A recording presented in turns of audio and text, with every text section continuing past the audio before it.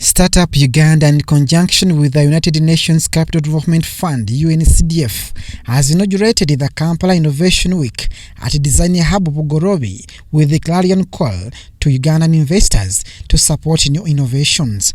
So that other sources of financing, commercial banks, other investors, whether they be equity investors or what have you, are more comfortable to come in and invest in these startups.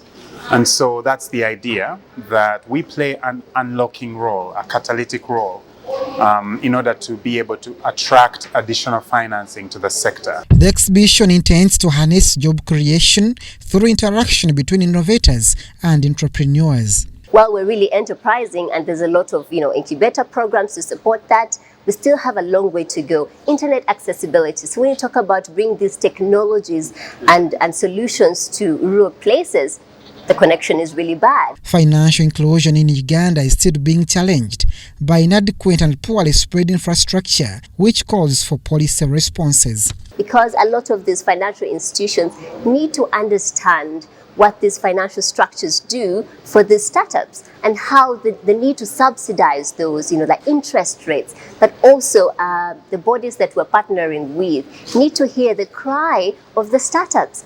The right knowledge to use these platforms, the right skills. You need to have the right policies in place to make sure that it's an enabling environment. Financial technologies have been identified as the main component to facilitate development of small businesses and expanding financial inclusion. Because innovators are able to take solutions that are more available in urban settings and to extend them to last mile communities by fostering these partnerships, by communicating with big providers and being able to broker deals.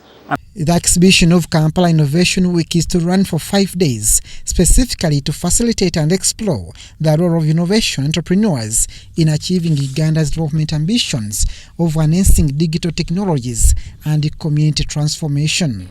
Abdul Nasili Lubwama, UBC News. Congratulations, Startup Uganda.